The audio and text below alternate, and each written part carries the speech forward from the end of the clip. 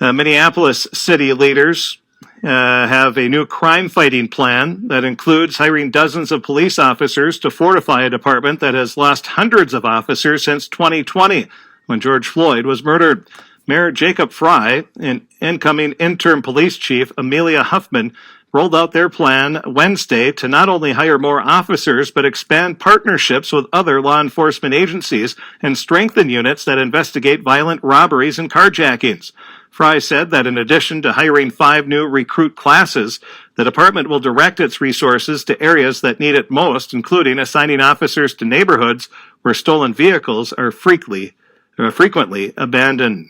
And of course, and you've heard about this, we have had some really significant attrition over the last year and a half, which requires additional recruiting efforts over the next year and, in fact, several years. You've heard us say that we have 5 additional recruiting classes that will be coming online this year.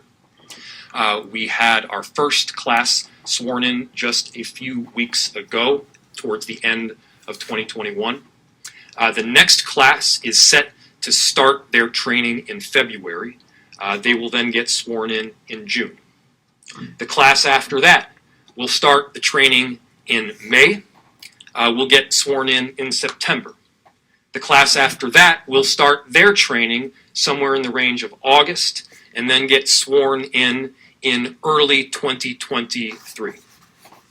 So recruitment efforts are underway, but we need to do even more. We're anticipating somewhere around 25 officers in at least the first couple of classes that I just mentioned.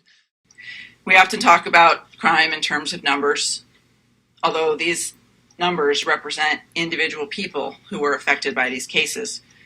Cases including over 650 people who were shot in the city of Minneapolis this year, and more than 2,000 robberies, including over 650 carjacking incidents. One of the most discussed among these incidents was the December 29th attempted robbery at the Bryn Mawr Market, in which the young woman who was working as a cashier during her school break was shot when she couldn't open the cash register fast enough. While we're all grateful that she's recovering from her injuries and she's expected to recover, she will carry those scars, both physical and emotional, for the rest of her life. When we in the police department are asked what we're doing about these crimes, we often talk about high visibility patrol, making extra investments in robbery suppression cars, making sure that officers are visible to deter these incidents, available to apprehend offenders. That's all important, and each precinct is continuing to do that work. But much of the work that we do to disrupt these crimes is reflected in the details that have been made public about that Bryn Mawr shooting and robbery investigation. MPD officers are working to identify and apprehend offenders, as we know that many of these incidents are committed by a small group of people who are highly mobile and involved in multiple incidents. You can see that our partners are stepping up to add extra resources. Hennepin County Attorney's Office is devoting extra prosecutors. We've seen the charges that have been released in recent incidents, and we're grateful for that added support. Our folks are working to collect evidence and information, and much of that comes from the community as an incredibly key in solving these cases and disrupting these patterns. Video evidence from businesses like the Bryn Mawr Market is very significant, as well as the video that we collect from home security cameras, which can identify suspects and vehicles that are used. Our officers who are on patrol are actively looking for those cars that have been taken in carjacking and used in these violent crimes, on patrol everywhere across the city.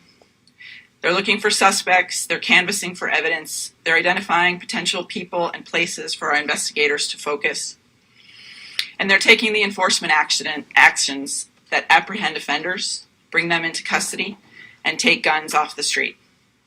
Our investigators are collaborating across jurisdictions with analysts from both MPD and our partners at Hennepin County to identify patterns that connect people, places, and crimes.